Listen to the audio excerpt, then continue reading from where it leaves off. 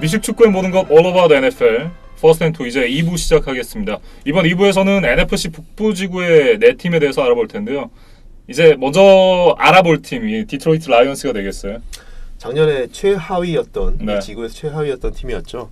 6승 10패를 거뒀던 팀이고 뉴잉글랜드에서 활약을 했던 디펜시브 코디네이터였던 맷 파트리샤를 감독으로 영입해와서 네. 큰 기대를 가졌던 한 해였는데 크게 실패했죠. 크게 성공을 하지는 못했던 해라고 말씀드리겠습니다. 사실 이 뉴잉글랜드 패트리어츠를 만나면서 승리를 거뒀던 디트로이트였어요. 그러면서 디트로이트 팬분들이 상당히 좀 기대를 하는 한 시즌이지 않았을까 했는데 딱 거기까지였어요. 그렇죠. 참 그 경기 봤을 때는 뭔가 좀 달라졌나? 그러니까요. 라는 생각도 예. 했고 어떻게 보면 페이트리어스가 이제는 좀 안 되나? 라는 그러면서 생각도 이제 했는데 이제 뭐 왕조의 몰락이다 이런 얘기 많이 나왔었잖아요. 그렇죠. 그래서 저희가 작년에 이제 슈퍼볼 해프타임 할 음. 때도 그 말씀을 드렸던 거지만 거기까지였죠. 네. 그래서 뉴잉글랜드는 결국 또 우승을 했고 디트로이트는 또 지구 최하위를 기록을 했었죠. 네. 그러면서 맷 패트리샤 감독이 일단은 지난 시즌의 실패를 바탕으로 올 시즌 어떤 다른 모습을 보여줄 것인지가 디트로이트 라이온스는 상당히 좀 중요할 것 같습니다. 네, 패트리샤 감독이 워낙 이제 수비 중심적인 네. 디펜시브 코디네이터를 했던 감독이기 때문에 수비가 많이 좀 개선되지 않을 거냐라는 기대를 했었는데 네. 오히려 수비가 리그 최하위권이었고요. 예. 그래서 이제 올 시즌을 이제 맞이하면서 파트리샤가 영입했던 그 자유계약 선수 중에 가장 눈에 띄는 선수가 뉴잉글랜드에서 같이 있었던 트레이 플라워스를 데려왔죠. 네. 그래서 큰 돈을 주고다 이제 트레이 플라워스를 이제 야심작으로 이제 데려왔는데 네. 트레이 플라워스가 어느 정도 선수냐라는 걸 좀 생각해 볼 필요가 있어요. 근데 트레이 플라워스가 최근 이제 한 3년 정도 뛰었던 선수인데 이 선수가 올해 자유계약 선수 중에서는 디펜시브 엔드 포지션에서는 그래도 이제 좀 주목을 받았던 선수인데 네. 세게 개수를 보면 7.0, 6.5, 7.5 이 정도 수준이거든요. 그러니까 한 해 두 자리 색을 기록한 적이 아직 없는 선수예요. 네. 그런데도 정상급 연봉을 주고 데려왔기 때문에 사실 그런 부분들을 보면 오히려 뉴잉글랜드가 좀 잘한 게 아닌가. 뉴잉글랜드는 트레이 플라워스를 과감히 그냥 방출을 하고 네. 마이클 베넷이라든지 다른 선수들로 이런 부분들을 좀 보충을 했는데 물론 이제 파트리샤가 본인이 데리고 있었고 본인하고 손발이 잘 맞는다. 그리고 디트로이트 오면 잘할 수 있다. 이런 기대감이 있었을 수도 있지만 역시 이번에도 저는 뉴잉글랜드가 결정을 더 잘한 게 아닌가라는 네. 생각을 좀 해봅니다. 예. 어찌됐든 이 선수를 영입을 하면서 디펜시브 쪽을 좀 강화했다는 그런 느낌을 주는 디트로이트인데 공격 쪽에서는 이 오펜시브 코디네이터였던 짐 밥 쿠터를 떠나보내고 전 시애틀의 오펜시브 코디네이터였던 데럴 베버를 데리고 왔어요. 데럴 베버는 사실 이제 여러 해 시애틀만이 아니라 여러 군데에서 좋은 성적을 냈던 이제 코디네이터고요. 베벌 코디네이터가 조금 어떻게 보면 기억에 남는 거는 잘한 것들도 많지만 시애틀이 뉴잉글랜드한테 패했던 그 슈퍼볼 있지 않습니까? 49회 슈퍼볼이었죠. 1야드 앞에서 인터셉트 당했던. 아니 러싱 왜 안 했는지 아직도 모르겠어요. 그때의 플레이 콜링에 대해서 많이 여전히 네. 물론 이제 그 감독한테도 피케럴 감독한테도 많이 이제 좀 질문들이 가는 거지만 네. 선수들이 많이 좀 그런 것들에 대해서 좀 아쉬움을 가졌던 본인이 물론 여러 곳에서 좋은 성적을 냈던 코디네이터지만 그런 큰 경기에서 한번 이렇게 실수를 하면 네. 그런 것들이 평생 따라다니거든요. 그렇죠. 그런 것들이 좀 베벌한테 좀 아쉬운 면이 있긴 하지만 어쨌든 디트로이트에 와서는 디트로이트 공격력을 좀 이렇게 좀 부활시킬 수 있기를 좀 기대를 해봅니다. 네, 저는 또 하나 좀 지켜봐야 된다고 생각하는 부분이 지금 주전 쿼터백 매튜 스태포드의 아내 켈리 스태포드가 뇌종양 이제 투병을 하고 있잖아요. 얼마 전에 12시간 수술을 받았다고 하는데 지금 매튜 스태포드 선수가 이 상황에서 물론 프로페셔널한 선수기 때문에 경기에 당연히 집중을 하는 게 맞겠지만 이 사람인지라 경기에 완벽하게 집중을 할 수 있을지가 좀 걱정이 되거든요. 인간적으로 그런 부분에 대해서는 당연히 이제 동정심도 생기고 네. 하는데 사실 프로라 그러면 팀에서는 역할을 해줄 걸 기대를 할 거거든요. 그러니까요. 더군다나 이제 다른 포지션도 아니고 쿼터백이잖아요. 거액의 그 연봉을 받는 프랜차이즈 쿼터백이기 때문에 본인도 그걸 인식을 할 겁니다. 네. 그래서 프로답게 그거를 헤쳐나가지 않을까라는 기대는 하는데 그래도 말씀하신 것처럼 사람인지라 네. 경기 중에 연습 중에 당연히 생각이 많이 날 거고요. 그러니까요. 그런 부분에서는 아무래도 그런 일이 없었다고 할 때만큼 기량은 안 나오지 않을까라는 생각을 할 수밖에 없습니다. 예. 어찌됐든 이 켈리 스태포드 그 빠른 회복을 예, 완쾌가 되길 네. 예, 기대를 하겠습니다. 참 굉장히 좀 마음이 무거워지는 그런 그렇습니다. 소식이에요. 예. 어찌됐든 이 뭐 얘기를 계속 이어드리자면 엊그제였죠. 이 뉴잉글랜드 패트리어츠와 프리시즌 첫 번째 경기를 했는데 지금 일방적인 그런 경기를 그렇죠. 뉴잉글랜드한테 거의 두드려 맞았어요. 네. 네, 점수 차이가 많이 났어요. 결과적으로. 근데 이제 말씀하셨던 것처럼 저는 이제 뭐 우리 팬분들도 그럼 미국에서도 마찬가지입니다. 이게 팬분들이 슈퍼볼 이후에 뭐 한 6개월, 7개월간 풋볼이 없는 시간을 거치다 보면 프리시즌이 시작하면 당연히 이제 기대를 가지고 보시게 네. 되고 그 프리시즌 결과에 따라서 우리 팀이 어떤가를 생각을 하시게 되는데 일단은 프리시즌 경기에는 너무 큰 의미를 그렇죠. 부여하지 네. 않는 게 맞는 것 같습니다. 사실 대부분의 팀들이 이제 4경기를 이제 치르거든요. 이제 홀로페임 경기를 치르는 팀이 이제 5경기까지 치르기도 하는데 대부분의 팀들이 이제 4경기의 프리시즌을 경기를 치르면서 주전들이 실제로 뛰는 경기는 유의미한 시간을 뛰는 경기 한 경기 정도거든요. 그렇죠. 그 경기가 3주차 때. 3주차 때. 그래서 이제 3주차 경기를 드레스 리허설이라고 표현을 하는데 그때 보통 주전들이 보통 한 전반전 그렇죠. 좀 길게 하면 3쿼터 한 중반 정도까지 뛰거든요. 그거 외에는 1주차, 2주차, 4주차 경기에는 거의 백업들이 뛰잖아요. 백업들이 뛰고 네. 주전들은 건강해도 안 뛰는 거죠. 그러니까 제일 프리시즌에서 피해야 될 게 인절입니다. 그렇기 때문에 특히 주전 선수들이 괜히 나왔다가 부상당할까 네. 그게 가장 큰 우려 요인이기 때문에 그런 것들 피하기 위해서 최대한 주전 선수들의 출전을 막고요. 네. 또 하나는 이 정규 시즌에 붙을 팀들과 붙을 수도 있는 경기들도 있고 또 뭐 아니더라도 어쨌든 이 전략이 노출되는 거를 최대한 방지하기 위해서 상당히 좀 일반적인 공격, 그러니까 본인들이 실제로 정규 시즌에 써야지라고 생각하는 공격들 최대한 감춰놓거든요. 네. 그래서 그 현지에서 쓰는 표현은 이제 바닐라라는 표현을 많이 쓰거든요. 그러니까 아무 특색 없는 네. 정말 그냥 공잉 받아서 랜드한테 주고 한 5야드 슬랜트 뛰고 이런 공격들 수비도 마찬가지고요. 블리츠 같은 거 잘 안 보여줍니다. 네. 그래서 다양한 블리츠 패키지를 원래 써가지고 막 해보기도 해야 되는데 프리시즌에는 최대한 전력 노출을 막아야 되기 때문에 그런 걸 안 하는 부분도 있고요. 또 하나는 프리시즌의 목적이 뭐냐라고 보면 팀들 입장에서는 그러면 그 뭐 우리 김민준 아나운서 저번 주에도 지적해 주셨지만 팀 로스터가 53명인데 네. 그 53명 로스터의 가장 이제 밑부분에 있는 선수들을 확정해가는 그런 기간으로 쓰거든요. 그래서 이제 그 로스터에 올라갈 선수들, 그 밑에 이제 떨어질 선수들을 마지막에 그 몇 자리를 놓고 경쟁하는 선수들을 평가하는 기간입니다. 그래서 복석을 가리는 그렇죠. 시간이죠. 그래서 그런 선수들이 제일 많이 출전을 하고 뭐 신인이라든지 신인 중에서도 1라운드, 2라운드 드래프트 픽 잘 안 뜁니다. 네. 주로 이제 뭐 5, 6, 7라운드 그다음에 언드래프티드 루키 그런 선수들이 뛰면서 마지막 몇 자리를 위한 경쟁을 펼치는 그런 시기이기 때문에 스탯만 놓고 보면 한 30대 10, 40대 0 이렇게 돼도 그 경기력이 실제로 정규 시즌에는 그렇게 안 나올 가능성이 훨씬 높다고 보시는 게 맞을 것 같습니다. 그러니까 사실상 이 주전들이 안 나오기 때문에 유의미하지는 않겠지만 어찌됐든 이 선수층 그러니까 이 뎁스는 확인할 수 있는 경기이긴 하거든요. 그러니까 그렇죠. 로스터 제일 마지막에 있는 그런 선수들에 대한 좀 뭐 확인이라든지 그런 건 의미가 있을 수 있습니다. 그래서 진짜 말씀하신 것처럼 프리시즌에 잘하는 팀들을 보면 이렇게 생각하시면 될 것 같습니다. 저 팀은 후보들도 되게 괜찮구나. 네. 그러니까 뎁스가 두텁다라는 얘기를 하잖아요. 그렇죠. 네. 그래서 이제 주로 이제 쿼터백도 보면 세컨드 스트링, 서드 스트링 뭐 이제 그런 쿼터백들이 나와서 뛰는데 잘하는 거 보면 저 팀은 후보 쿼터백도 좋구나. 네. 아니면 저 팀은 주전이 부상당하면 큰일 나겠구나. 이런 정도로 생각을 해주시면 될 것 같습니다. 네, 그렇습니다. 네. 디트로이트는 올해 이제 하나 좀 말씀드리고 싶은 게 올해 신인 드래프트에서 전체 1라운드 8번째 픽으로 타이드엔드인 TJ 하켄스를 뽑았거든요. 네. 근데 이거에 대해서 좀 말씀을 드리고 싶은 게 타이드엔드가 전체 8순위로 뽑혔거든요. 물론 이 선수가 대학 때 정말 큰 활약을 펼쳤고 업사이드가 상당히 높다라는 평가를 받았기 때문에 뭐 어떻게 보면 1라운드면 어때라고 말하실 수도 있지만 1라운드 8순위라는 거는 그러니까 전체 탑 10 픽이지 않습니까? 네.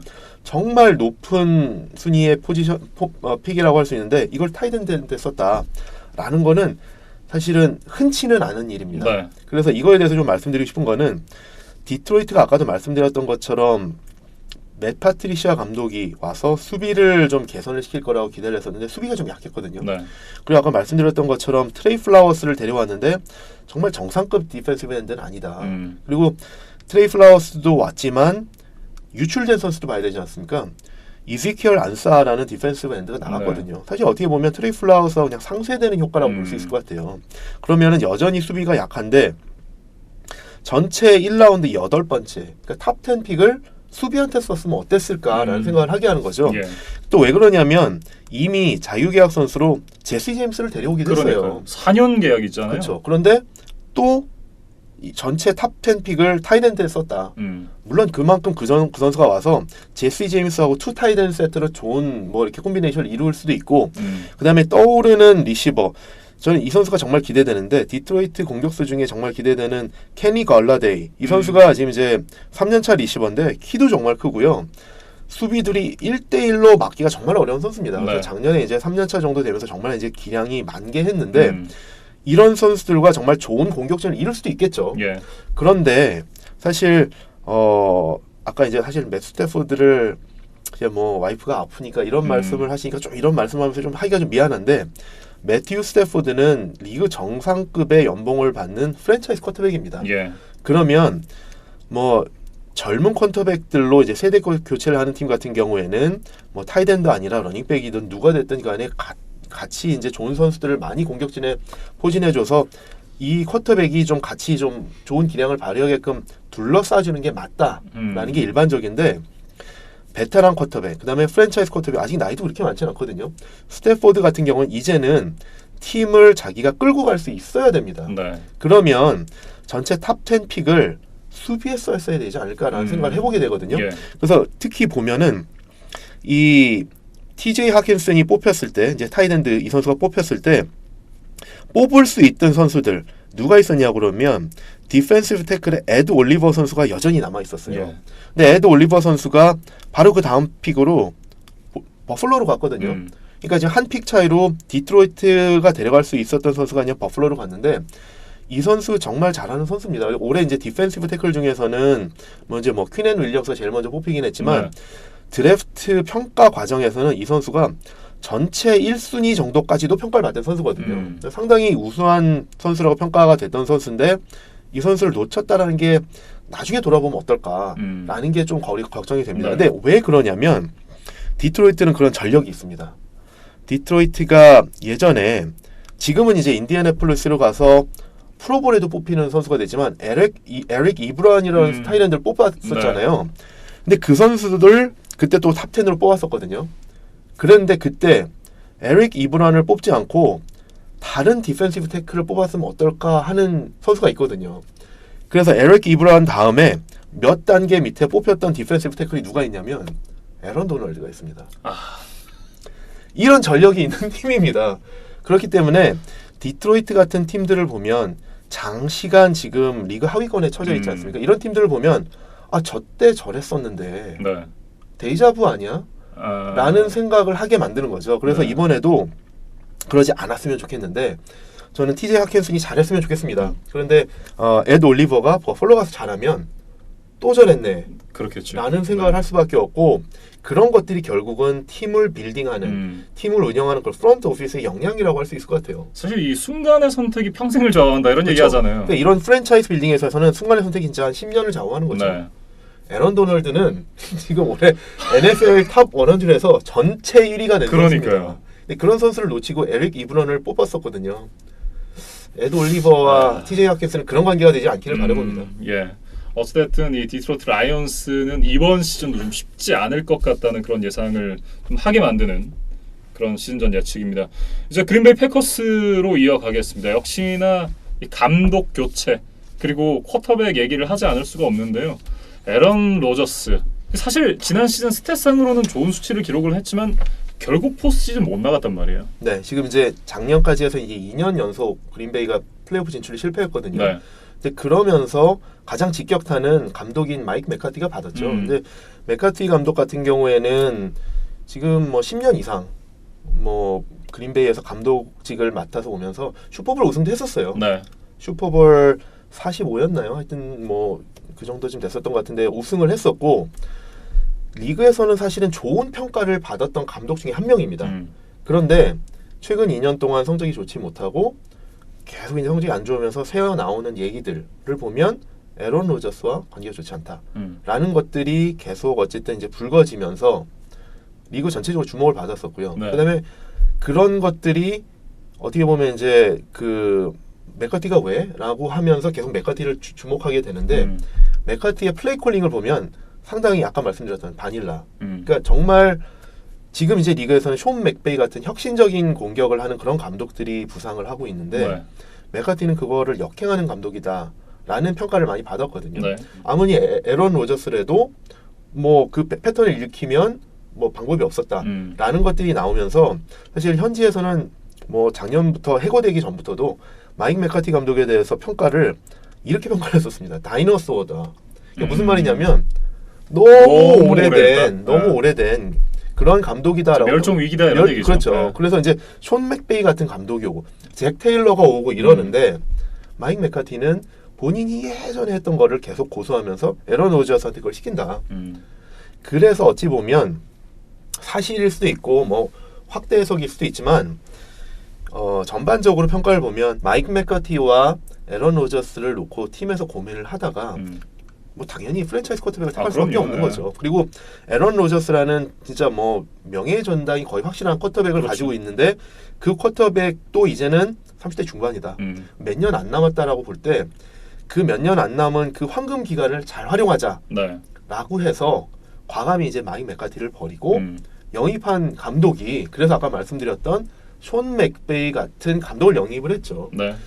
네, 그래서 영입한 감독이 맷 러플로어죠. 맷 네. 러플로어인데 이 감독 상당히 어립니다. 39살, 39세의 감독이고요.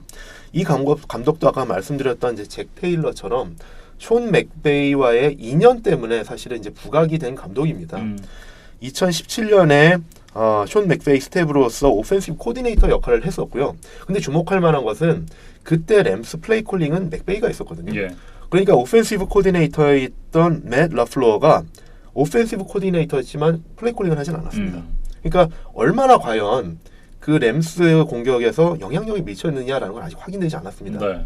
그런데 2018년에는 테네시 타이탄스에서 오펜시브 코디네이터를 하면서 그때는 플레이 콜링을 했어요. 그렇죠. 근데 결과적으로 타이탄스 플레이오프를 가지 못했습니다. 네.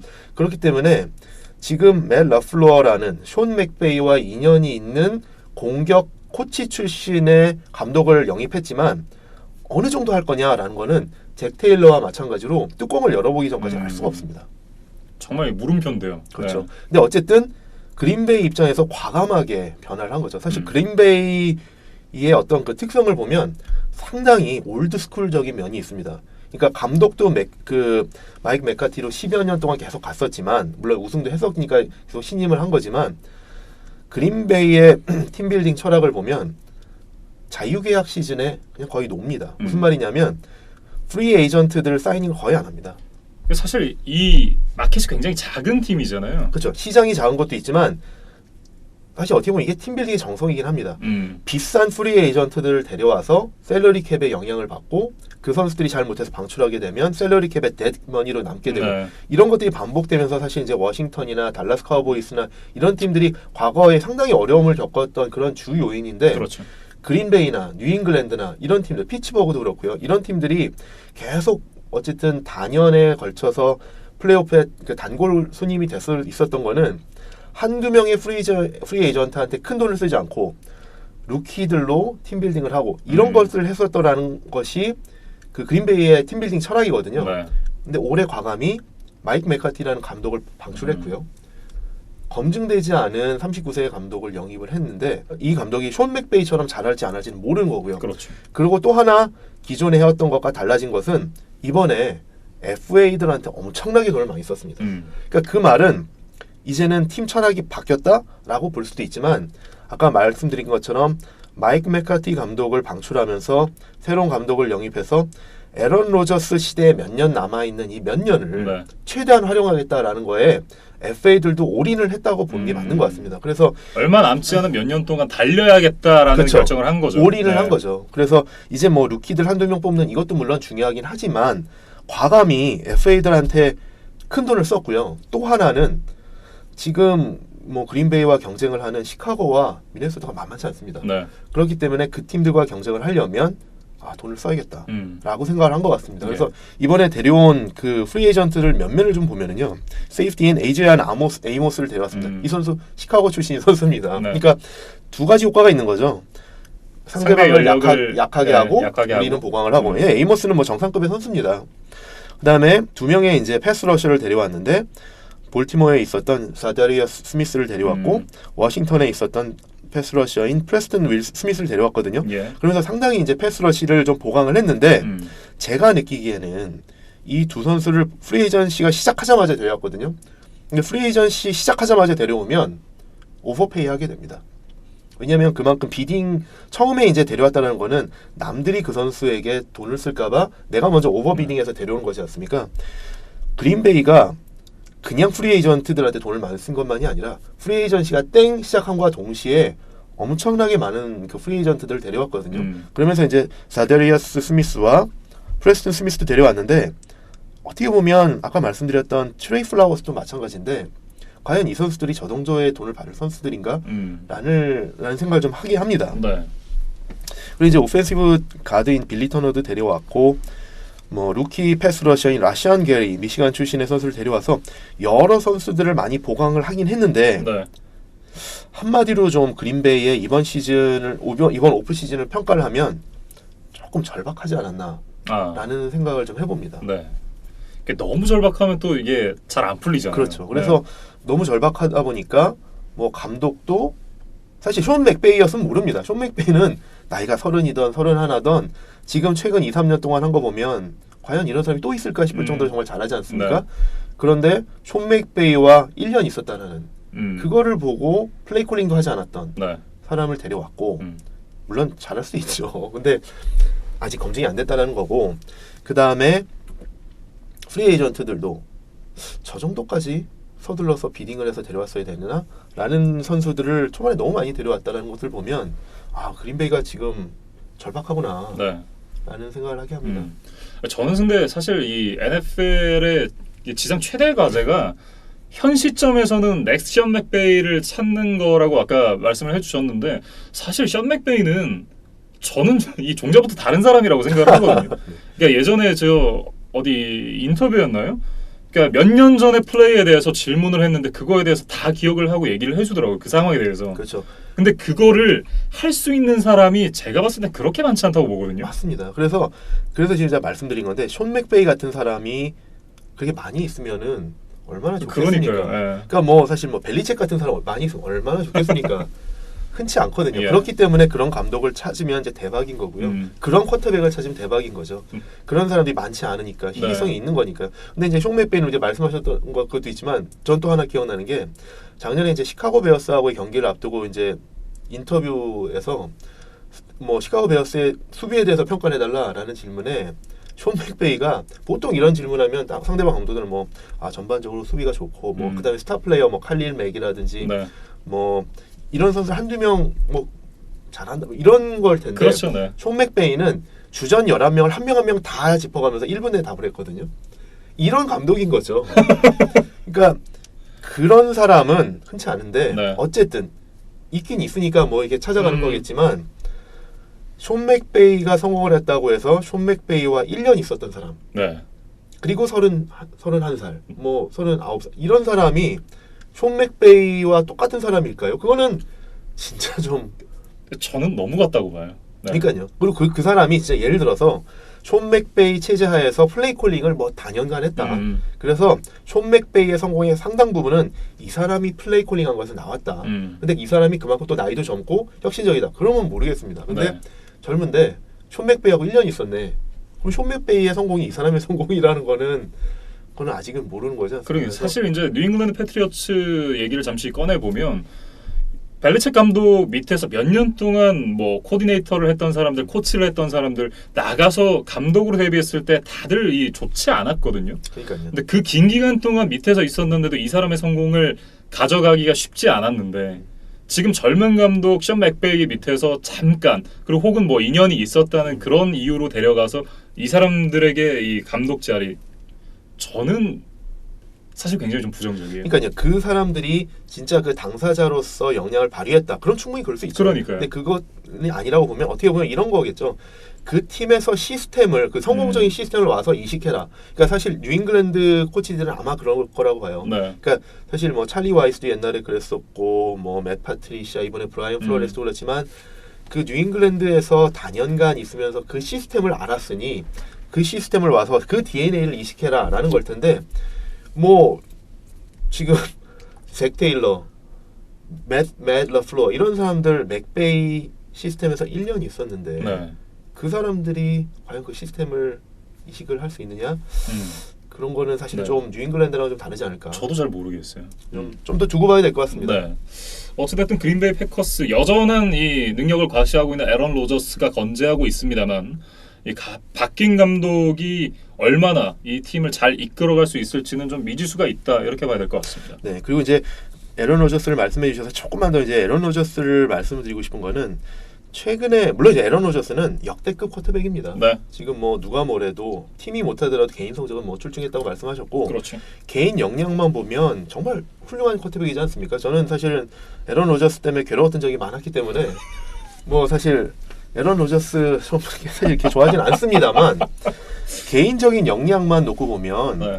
사실 뭐 에런 로저스, 탐 브레이디, 뭐 줄 브리스 이런 선수들은 명예 전당이 거의 확실한 선수들, 그렇죠. 역대급 선수들이죠.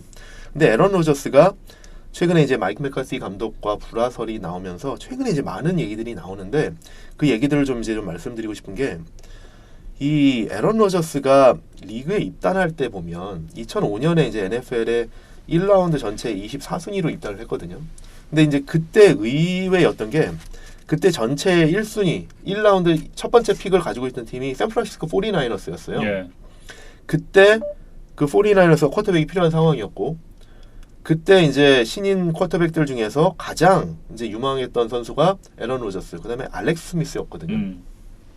많은 사람들이 아마도 49ers는 에런 로저스를 뽑을 거다라고 예상을 했었는데 그때 49ers가 알렉스 스미스를 뽑았거든요. 예. 그러면서 에런 로저스는 그 밑에 이제 쿼터백이 필요한 팀이 많지 않아서 쭉 떨어져서 전체 24순위로 뽑혔었는데 뭐 지금 한 13년, 14년 뒤에 돌아보고 보면 누가 더 훌륭한 쿼터백인지 뭐 명확하고요. 그렇죠. 예.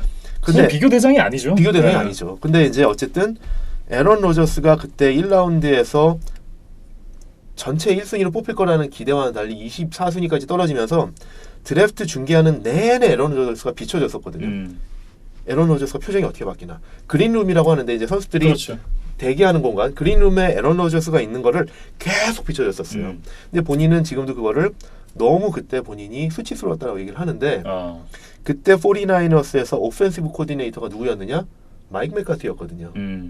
근데 이제 에런 로저스는 대학교도 보면 캘리포니아 대학을 나왔어요. 버클리. 네. 버클리를 나와서 49ers에서 뛰면 홈타운 뛰면서 뛰는 거죠. 그렇죠. 그래서 이제 그게 얼마나 이제 꿈이고 본인 실력도 그럴 거라고 생각을 했는데 당시 본인이 인정을 못 받고 공개적으로 알렉스 스미스가 더 나아라고 하면서 알렉스 스미스를 뽑았던 그 장본인인 마이크 맥카시가 49ers 오펜시브 코디네이터에서 에런 로저스가 쿼터백으로 그린베이에 가니까 그 사람이 감독으로 왔어요. 예. 그러니까 사실 출발점부터 악연이었던 거죠. 그런데 이제 그 원한이 마음속에 남아 있었던 거예요. 그래서 에런 로저스는 이제 그걸 기억을 하는 거죠. 내가 그때 얼마나 수치심을 느꼈었는데 그게 사실 맥카시 때문이었다. 근데 맥카시가 감독으로 왔네. 그리고 공격을 지휘하는 걸 보니까 되게 바닐라 오펜스네. 그래서 지금 이제 선수들 같이 뛰었던 선수들이 많이 이제 증언도 나오는데 맥카티가 플레이 콜링을 하면 그 라인 오브 스크리미지에서 에런 로저스가 3분의 1은 바꿨다고 해요. 그러니까 이게 어떤 수비 대응을 보고 오디블을 하는 것일 수도 있죠. 페이튼 매닝도 오디블을 상당히 많이 했었거든요. 네. 근데 그거는 뭐라고 할 수는 없죠. 그냥 수비 대응을 보고 이 작전이 안 맞네. 그러고 하는 걸 수도 있는데 감독이 작전을 이렇게 주입을 시켜주면 허들에서 네. 선수들한테 다른 작전을 줬다라는 거예요. 그러니까 3분의 1은 플레이 콜링을 바꿨다. 그럴 정도로 사이가 안 좋았다라는 거고 네. 에런 로저스는 대놓고 이렇게 말을 했었다고 그래요. 이제 계속 이제 증언이 나오는 건데 그 마이크 맥카티 감독은 풋볼 IQ가 되게 낮다. 와 이거는 진짜 싸우자는 얘기인데. 그러니까 이제 동료 선수들 그런 이제 본인의 위상은 어쨌든 리그 정상급 네. 역대급 쿼터백이고 그리고 본인이 그 허들에서 선수들한테 야 저 감독이 플레이콘 이거 하자고 했는데 내가 잘한 대로 해. 너 원래 감독은 이런 라우트 뛰라고 그랬는데 너 이런 거 뛰어. 이렇게 지시를 하고 선수들한테는 마이크 맥카티는 뭐 풋볼 IQ가 낮아 이런 말을 한다 그러면 사실 얘기가 돌 수밖에 없거든요. 라커룸에서. 네. 그러면 그거를 마이크 맥카티도 포용하기는 힘든 거죠. 계속 이제 이게 악순환이 됐던 거라고 봅니다. 그래서 이제 마이크 맥카티도 이제 알렉스 스미스가 더 좋은 쿼터백이었어 이런 얘기를 하고 다닌다고 하는데 이게 어떻게 이런 관계가 공존할 수 있겠습니까? 그래서 이제 이런 게 관계가 계속 이제 악화되면서 성적으로 이게 나타났던 거고 결국에는 이제 플레이오프를 2년 연속 진출을 못하면서 팀에서도 그걸 알고 있었던 거를 이제 과감히 선택을 해야 되는데 둘 중에서 사실 당연히 에런 로저스를 선택을 할 수밖에 없죠. 근데 어쨌든 에런 로저스가 그래서 이 마이크 맥카티가 해임이 됐다고 해서 그래서 이제 젊은 감독이 와서 본인하고 얼마나 잘 맞을지는 모르겠지만 그러면서 이제 에런 로저스의 리더십이라든지 어떤 그 라커룸에서의 프레젠스에 대해서 되게 요즘에 말이 많습니다. 근데 그러다 보니까 또 이제 돌아가면서 이런 얘기들도 나오거든요. 에런 로저스는 처음 올 때부터 문제가 있었어. 이라는 얘기도 나오는 거예요. 근데 그게 무슨 얘기냐면 드래프트가 낮게 돼서 감독과의 그런 불화도 있었지만 뭐 결과적으로 감독이 된 사람 그때 들어왔을 때 에런 로저스가 바로 주전이 아니었거든요. 브렛 파브가 있었죠. 브렛 파브가 있었죠. 근데 브렛 파브가 그때 이제 커리어 막판 부분에 사실 기량이 많이 떨어지면서 어떻게 보면 그린베이의 레전드인데 안 뛰게 할 수도 없고 근데 뒤에는 1라운드 쿼터백을 뽑았는데 뛰어야 될 것 같고 이런 갈등이 분명히 있으면서 나중에 또 밝혀진 얘기지만 파브와 로저스도 갈등이 좀 많이 있었다고 그래요. 그렇군요. 근데 이런 거는 선수들 간의 갈등은 충분히 있을 수 있습니다. 이런 사례는 80년대로 돌아가 보면 조 몬테나와 스티브 영 관계도 똑같았거든요. 조 몬테나 하면은 브레이디 전에 고트. 그렇죠. 그 쿼터백이 커리어 막판에 이제 기량이 떨어지는데 그 뒤에 이제 젊은 쿼터백으로 후보 쿼터백으로 있던 스티브 영. 이 선수가 팀에서는 이제 넥스트 주자로 이제 기대하고 있는 선수인데 벤치에 있으니까 몬테나가 못하게 되면 몬테나가 경기를 좀 못하면 계속 이제 갈등이 일어나는 거죠. 그 갈등이 계속 있었다가 결국에는 49ers가 결단을 내리고 칩스로 트레이드를 했어요. 몬테나를. 그래서 뭐 기억나는 게 저는 이제 막 팬들이 막 울고 막 몬테나가 갔다고 울고 이런 거 기억이 나는데 스티브 영은 그걸 이겨내고 또 슈퍼볼 우승을 해서 뭐 결국은 해피엔딩으로 끝났는데 그렇죠. 에런 로저스도 마찬가지입니다.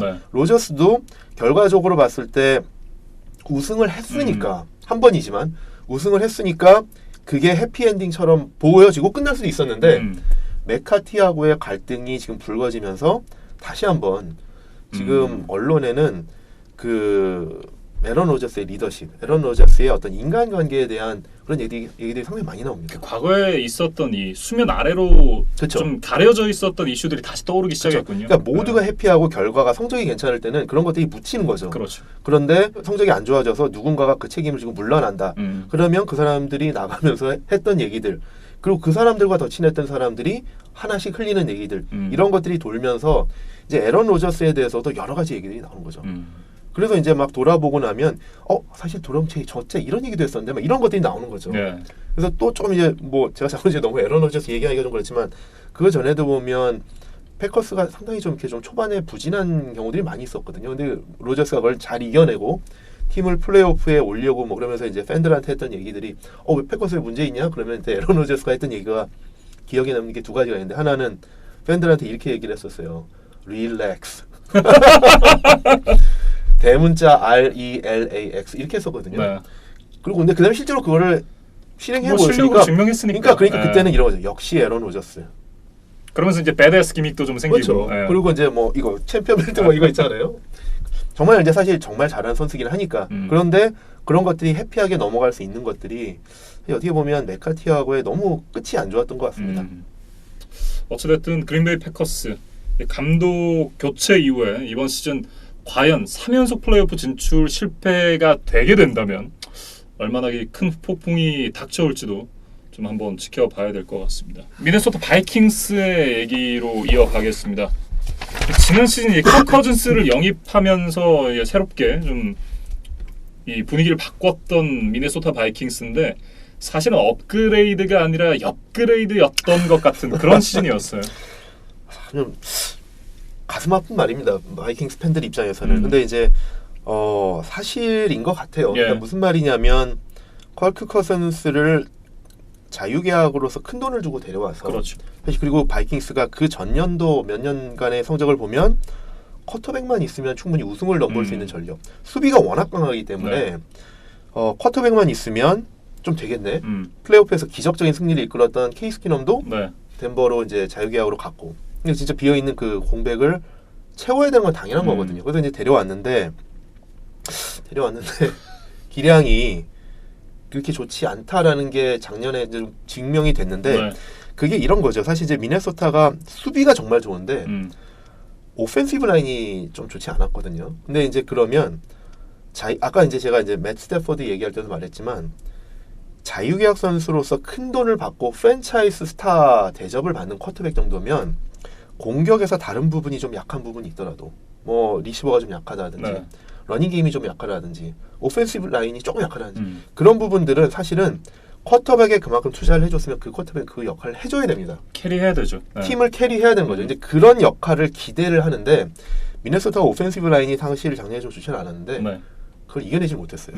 그래서 어떻게 보면 작년에 좋은 수비에도 불구하고 그 컬 커슨스가 뭐 말씀하신 것처럼 업그레이드가 아니라 업그레이드로 이렇게 결과가 나오면서 사실 많은 팬들이 좀 실망을 했죠. 네. 그래서 과연 컬 커슨스도 프랜차이즈 쿼터백이 맞느냐라는 거에 대한 의심은 좀 남아 있습니다. 팀 입장에서. 그다음에 컬 커슨스 입장에서 그냥 객관적으로 그냥 한번 생각을 해보면 이렇게 생각해 볼 수 있을 것 같습니다. 그래서 팀이 그러면 투자 잘못한 거냐? 돌아보고 나니까 이게 결과적으로 안 좋았네라고 생각은 할 수 있지만 팀 입장에서 보면은 그 당시에는 맞는 투자가 아니었느냐. 왜냐면 진짜로 쿼터백 하나만 있으면은 되지 않을까라는 정도로. 왜냐면 수비는 워낙 막강하고 아까 네. 말씀드렸던 공격에도 리시버의 스테판 딕스하고 아담 딜렌, 그다음에 타이드엔드의 카일 루돌프, 러닝백에도 물론 이제 에드리언 피터슨이 나가긴 했지만 라테비어스 머리 이런 선수들이 있으면서 전반적으로 오펜시브 라인 빼고는 괜찮아 보였거든요. 스킬 플레이어들은 사실 정말 좋았어요. 정말 좋았죠. 네. 그다음에 뭐 사실 스테판 딕스하고 아담 딜렌 정도면 정상급 뭐 리시버들이고 그다음에 뭐 루키를 데려왔던 라쿠안 뭐 트레드웰이 조금 못해주긴 했지만 전반적으로 로스터가 너무 좋기 때문에 진짜 그 소위 이제 그 미싱 피스 그게 쿼터백 아니냐. 네.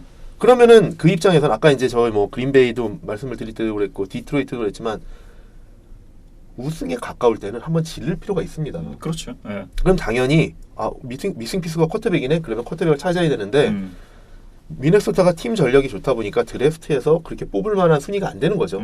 그러면은 결국 자유계약 선수밖에 없는데 작년에 FA 시장에서 가장 대어가 컬크 커슨스였거든요. 그럼 컬크 커슨스를 데려올 수밖에 없었고요. 그 당시에 어쨌든 미네소타 입장에서 봤을 때는 사실 그런 투자를 할 수밖에 없었다.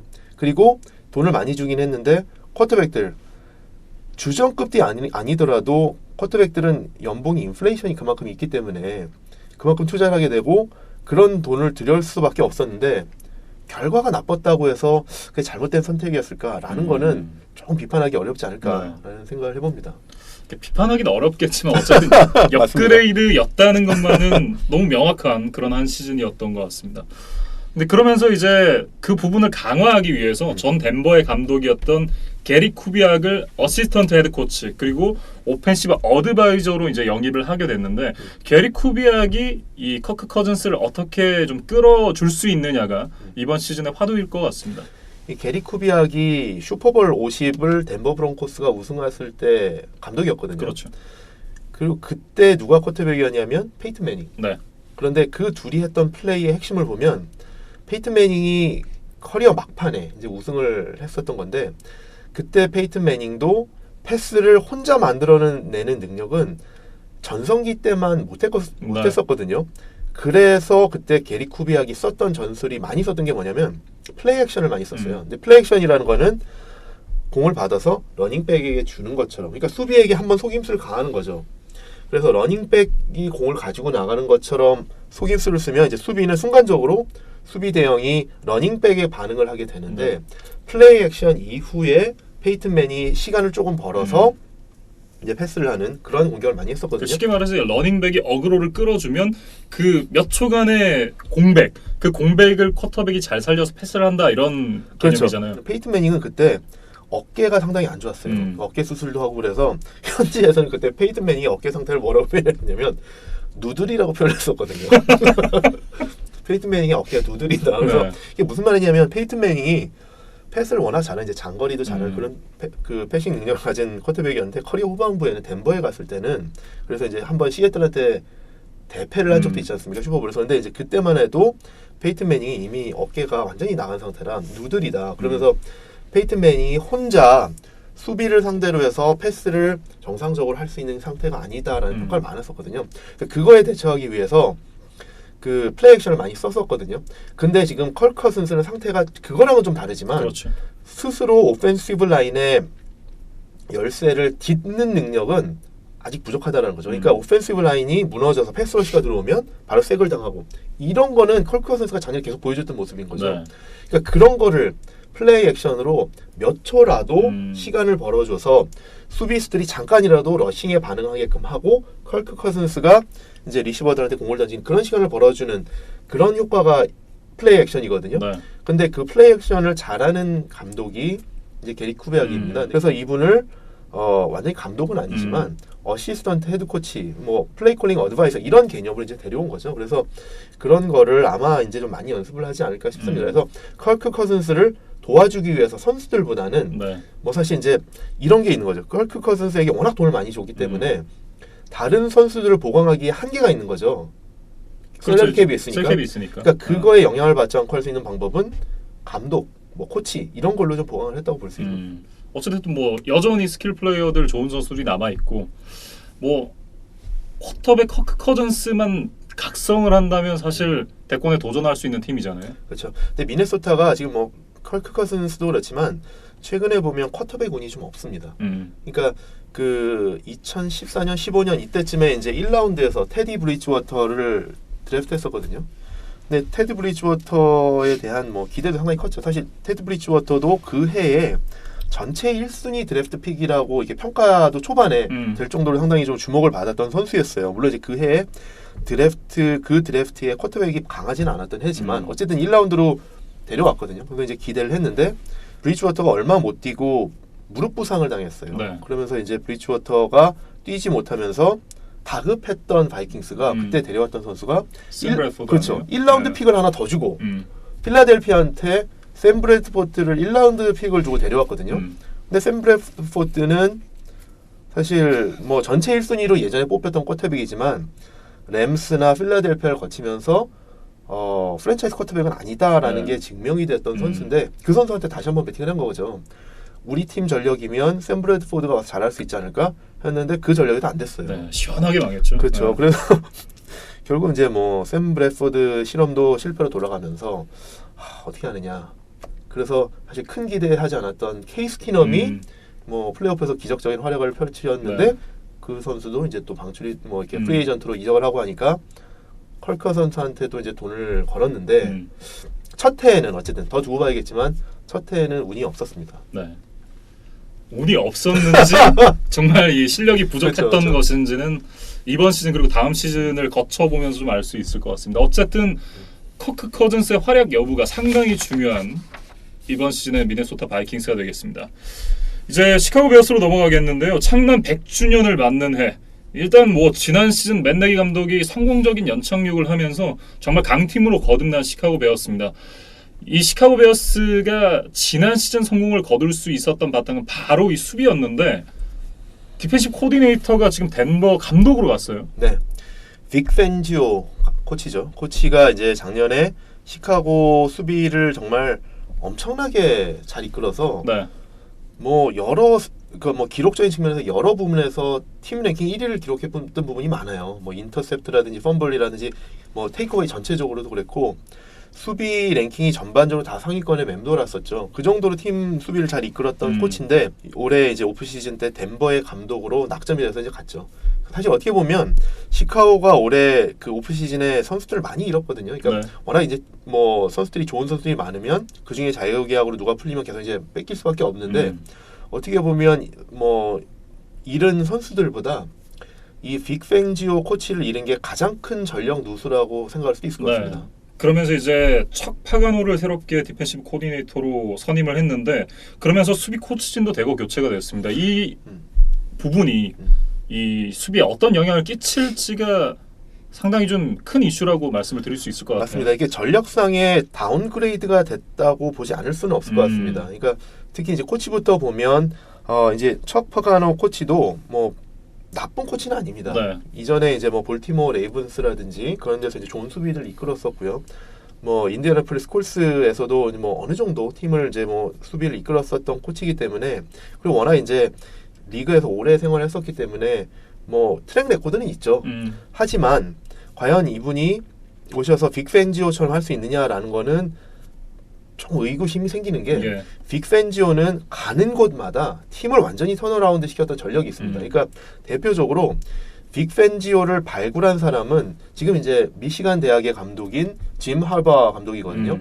그분이 이제 짐 할버가 스탠포드 대학에서 감독을 할 때 그 발굴해서 디펜시브 코디네이터로 데리고 있던 사람이 이제 빅 펜지오거든요. 네. 근데 그러면서 짐 할버가 샌프란시스코 49ers 감독으로 가면서 같이 옮겼어요. 그런데 스탠포드 대학부터 보면 짐 할버, 빅 펜지오가 가기 전에는 그냥 진짜 공부 잘하는 학교였어요. 네. 명문 대학이었죠. 그런데 짐 할버가 가면서 이 팀이 USC를 이기기 시작하고 그 팩12 컨퍼런스에서 강자로 발돋움을 했었거든요. 네. 그거를 인정받아서 49ers로 갔는데 49ers가 어떤 팀이었습니까? 뭐 리그 바닥을 헤매던 팀이었죠. 네. 그런데 짐 할버, 그다음에 빅 펜지오가 가면서 이 팀이 슈퍼볼에까지도 가지 않았습니까? 그런데 짐 할버, 그 빅 펜지오가 나가면서 그 팀은 또 다시 또 수직 낙하. 그래서 짐 할버, 이 빅 펜지오 두 명의 물론 이제 조합이 좋은 걸 수도 있지만 이 두 명이 가는 곳마다 팀이 완전히 전력이 바뀌는 것들이 많이 있었고 시카고 베어스도 보시면 작년 전에는 조꼴찌했던 팀입니다. 예. 근데 이제 빅 펜지오가 팀을 작년 수비를 보시면 정말 엄청나게 좋은 수비로 바꿔놨지 않았습니까? 리그 최정상의 수비로 이제 발돋움을 시켰었는데 네. 거기는 칼릴 맥 선수의 합류도 있었고요. 그렇죠. 물론 이제 선수들도 너무 좋습니다. 맥도 있고 그다음에 뭐 사실 그 디펜시브 라인부터 라인베커 뭐 세컨더리까지 네. 정말 플레이메이커가 많은 그런 수비 진영이었거든요. 네. 어떻게 보면 아까 말씀드렸던 션 맥베이가 11명을 다 읊을 수밖에 없었던 게 네. 한두 명만이 아니기 때문에 그렇습니다. 스타 플레이어가. 그러면서 이 80년대 중반 그렇죠, 이 85년. 역대급 수비였다는 이 시카고 베어스의 수비진에 이어서 그 수비를 재현했다라는 평가를 받을 정도로 좋은 수비진을 구축했었잖아요. 네. 그러니까 시즌 초반에 워낙 특히 이제 성적이 좋아서 지금 말씀하신 것처럼 이제 85년 베어스. 네. 미드웨이 몬스터즈. 그렇죠. Monsters of the 네. Midway. 뭐 이제 사실 이제 미국에서 85 Bears 하면 거의 이제 대명사처럼 돼 있는 게 네.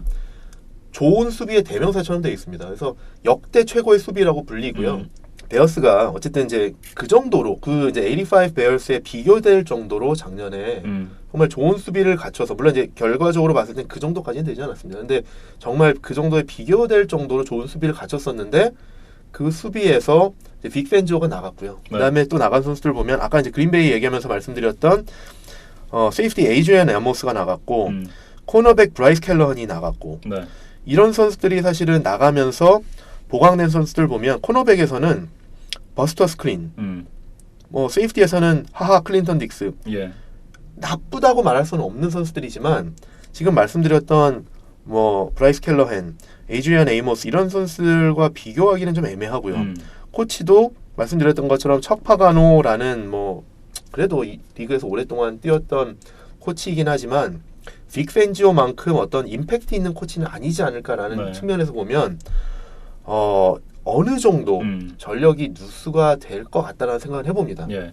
거기다가 지난 시즌 이 칼리맥 선수를 트레이드로 영입해 오면서 이번 시즌 상위 드래프트 지명권이 없었던 이 시카고 베어스였거든요. 5장밖에 없었는데 제일 높은 게 이 3라운드 그리고 그쵸. 4라운드, 6라운드, 7라운드 2장이었어요. 네. 그러니까 사실상 이 드래프트에서도 이 전력 보강은 사실 쉽지 않았던 시카고 베어스였거든요. 그렇죠. 크게 보강을 하기는 어려웠고요. 그리고 이제 올해 이제 그래서 이제 3라운드 픽으로 이제 데이빗 몬거머리 선수를 이제 데려왔는데 뭐 이 선수가 와서 얼마나 해줄지는 사실 잘 모르겠습니다. 근데 해줘야 됩니다. 왜냐하면 역시 자유계약이 아니라 트레이드로 조단 하워드 선수가 필라델피아로 가지 않았습니까? 그래서 이 한 자리가 빕니다. 물론 이제 시카고가 이제 조단 하워드를 트레이드 할 수 있었던 거는 타릭 코헨이라는 이제 정말 훌륭한 플레이메이커가 있으니까 그 선수에 대한 의존도 비중을 높이겠다라는 생각으로 조단 하워드를 방출하긴 했지만 저는 사실은 조던 하워드가 사실 이렇게 높은 순위로 드래프트돼서 오지는 않았지만 이 선수가 2016년에 아마 입단을 했었을 텐데 그때 2016년부터 기록을 보면 그 2016년부터 18년까지 그 러싱 기록을 보면 탑 5에 들 겁니다.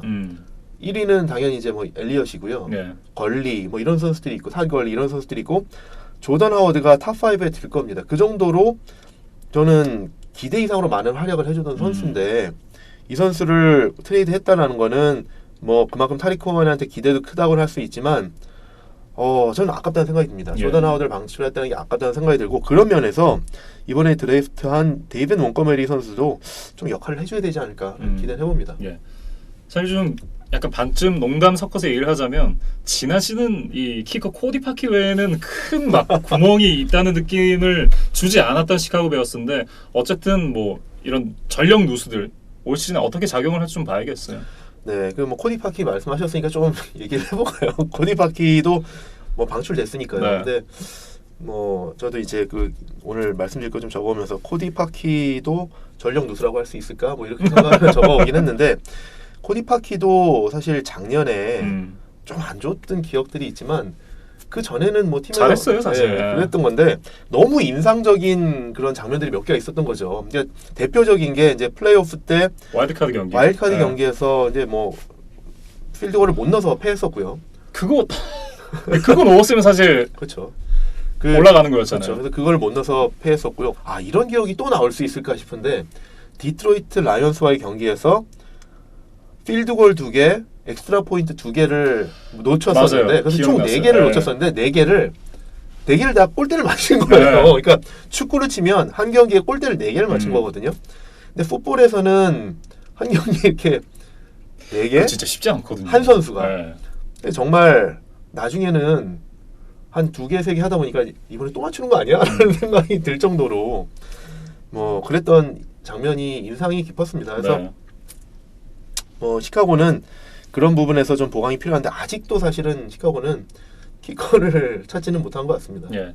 그러면 사실 구영애 선수가 영입이 되기를 좀 기대를 하셨던 한국 팬분들도 꽤 있으셨다고 전 들었어요. 그렇죠. 이제 코디 파커가 워낙 이제 기록이 안 좋으니까 그런 뭐 기대도 하셨을 텐데 구영애 선수도 사실 그 데뷔해서 2경기에서 아주 클러치. 네, 그런 거를 좀 이렇게 좀 하지 못하면서 아쉽게 이제 방출이 됐었는데 뭐 아쉬움을 좀 달래보자 그러면 신생 리그인 얼라이언스 오브 아메리칸 풋볼이라는 새로운 리그에서 물론 이제 이 리그가 1년도 못 가고 접었지만 시원하게 파산했죠. 그렇죠. 네. 근데 그 리그에서 리그 첫 득점을 올린 게 맞아요. 구영애 선수였다라는 맞아요. 거는 뭐 그래도 좀 아쉬움을 달랠 수 있는 부분 네. 한번 좀 생각해 보겠습니다. 어찌됐든 사실 기대를 굉장히 많이 했었거든요. 구영애 선수. 아쉽게 됐습니다. 어찌됐든 이 시카고 베어스 뭐 물론 이 전력의 누수가 있지만 올 시즌 여전히 강팀으로 좀 군림하지 않을까 이런 생각이 드는 그런 시카고 베어스입니다. 그렇습니다. 그러니까 아까 이제 말씀드렸던 부분들이 분명히 이제 전력 누수가 일부는 있습니다. 하지만 말씀드렸던 것처럼 리그 1위의 수비, 정말 강력한 수비를 가지고 있고요. 공격진에서도 이제 희망이 생기는 거는 미치 추루비스키 쿼터백이 괜찮은 것 같습니다. 작년에 이제 쿼터백 레이팅으로 봤을 때 95.4. 그다음에 QBR이 이제 쿼터백 레이팅인데 이게 이제 71이었거든요. 이게 이제 리그 3위 이 기록을 할 정도로 괜찮았고 3,200야드 이상의 패싱 야드와 24개의 터치다운.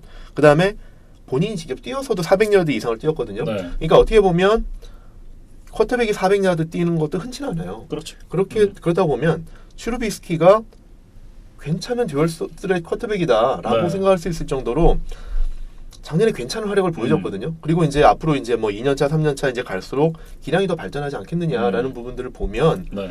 시카고가 제가 볼 땐 감히 물론 이제 아직 좀 더 보긴 해야겠지만 괜찮은 쿼터백을 찾은 게 아니냐라는 기대를 해봅니다. 예.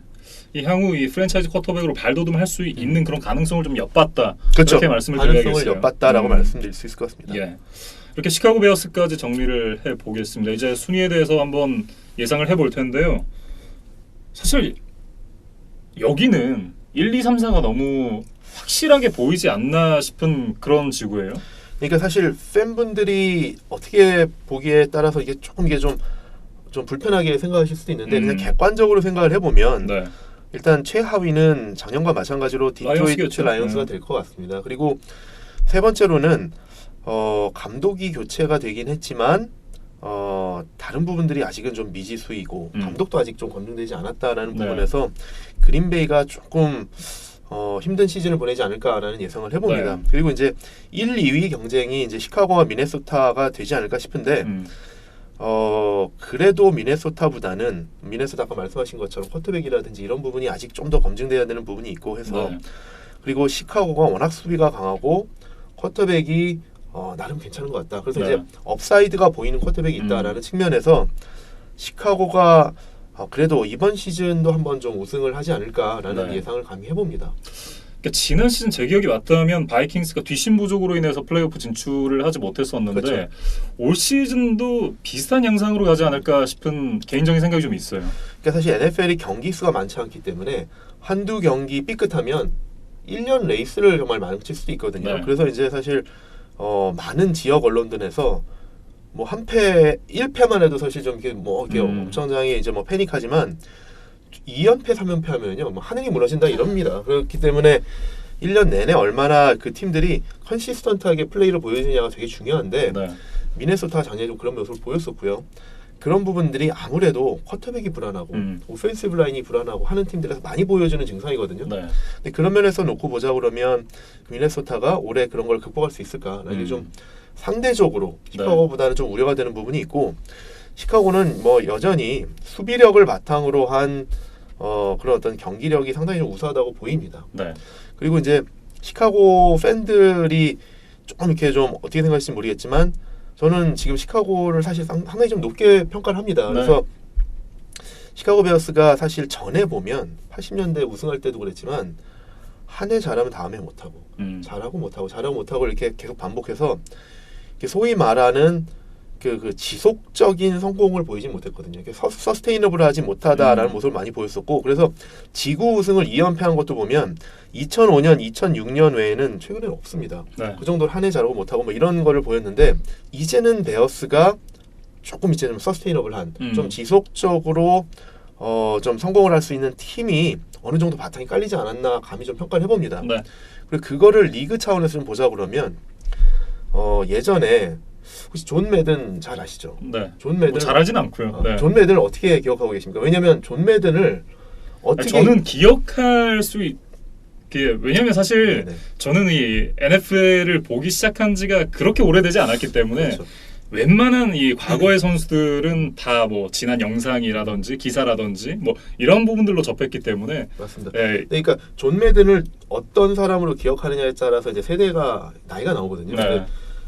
젊으신 분들 이제 한 90년대 이 정도 분들은 아마도 존 매든을 이제 그 매든 게임으로 그렇죠. 생각을 하실 거고요.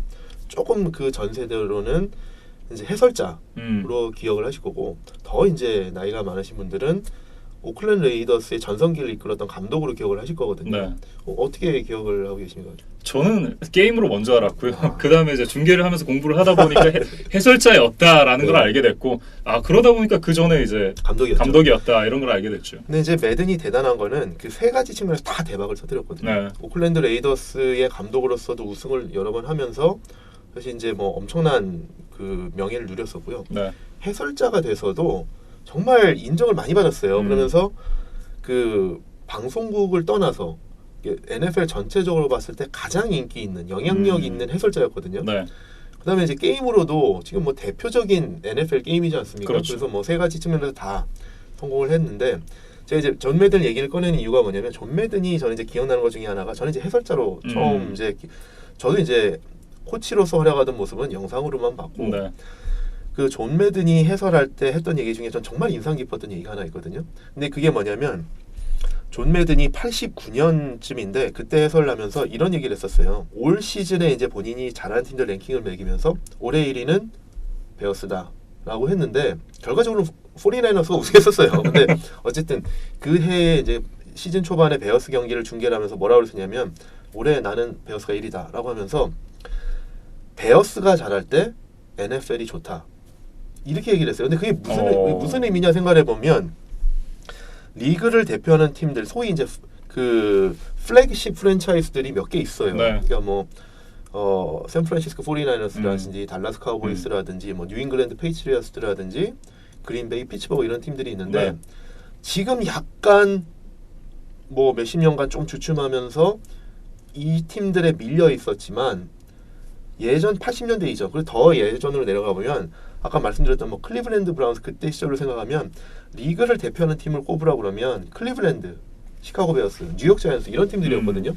그러니까 리그를 대표하는 팀들이 잘할 때 리그가 수익성도 좋고 팬들도 많이 보고 이런 결과가 있지 않습니까? 네. 근데 베어스가 그 NFL 창설 처음부터도 리그를 대표하는 팀이었는데 그 팀이 뭐 잘하다 못하다 그다음에 70년대 계속 좀 헤매고 이러다 보니까 리그가 팬들의 인기를 얻는데 또 수익성을 얻는 데 있어서 좀 안 좋았다라는 얘기를 돌려서 말한 거거든요. 근데 이제 그런 정도의 위상을 가진 팀인데 네.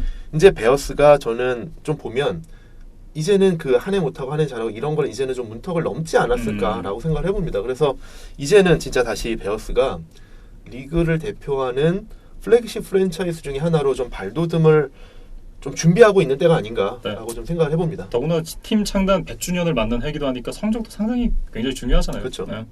그래서 올해는 뭐 순위를 예상을 해보자 그러면 시카고와 미네소타가 경쟁을 할 것 같긴 한데 시카고의 지구 우승을 뭐 점쳐봅니다. 예. 시카고 베어스, 미네소타 바이킹스 그리고 그린베이 패커스, 디트로이트 라이온스 순서로 좀 예측을 해봤습니다.